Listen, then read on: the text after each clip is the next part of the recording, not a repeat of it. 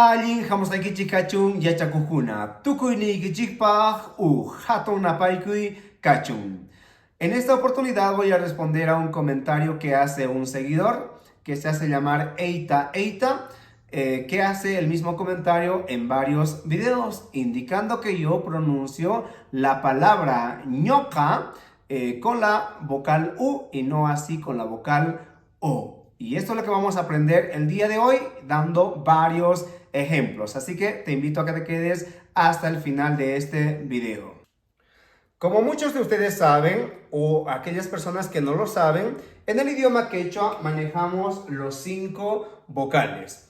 Pero de estas 5 vocales, 3 vocales exclusivamente lo utilizamos en la escritura, que serían la A, la I y la U. Estas 3 vocales lo utilizamos exclusivamente en la escritura.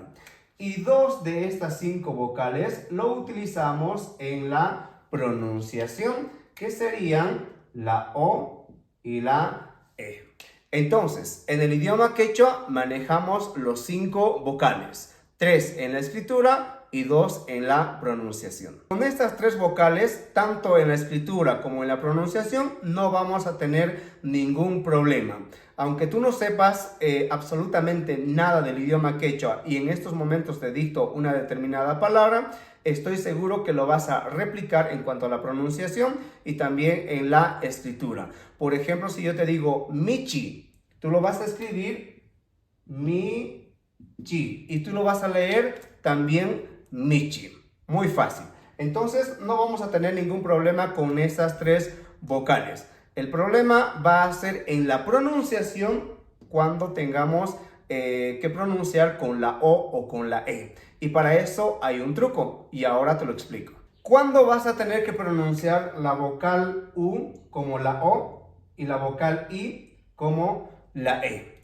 Solo pasa en la presencia de una consonante. Y la consonante es la Q.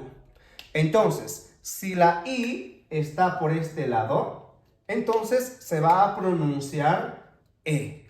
Si la vocal U está por este otro lado, se va a pronunciar O. O por este otro lado, la I se va a pronunciar E. Y si la U está por este lado, también se va a pronunciar como O. Una vez que sabemos esto, ahora vayamos por más ejemplos. Y vamos a partir con la palabra ñoca, que esta fue la palabra que me hicieron la observación. Y de aquí surgió toda esta explicación. Entonces, aquí tenemos la consonante Q. Y dijimos que en la presencia de esta consonante Q, esta vocal que tenemos como U, tiene que pronunciarse como O. Entonces, decimos ñoca, ñoca. Aunque tú lo escuches que lo estoy pronunciando como la U, pero en realidad lo estoy pronunciando con la O. Digo ñoca. Porque si yo pronunciaría con la U, pues el sonido sería muy diferente. Diría ñuca, ñuca, ñuca. No digo en ningún momento ñuca, digo ñoca, ñoca. Una vez dicho esto, vayamos por más ejemplos.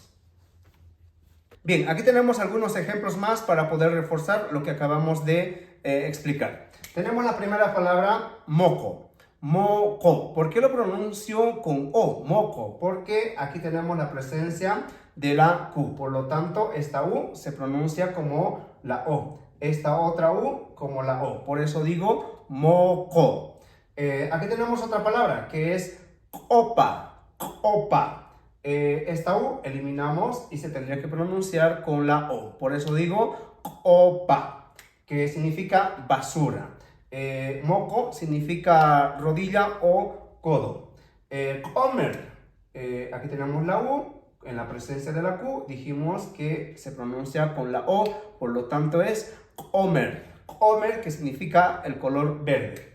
Tenemos otro ejemplo, aquí tenemos la Q, por lo tanto esta U se tendría que pronunciar con la vocal O, que sería cocha, cocha, cocha significa laguna.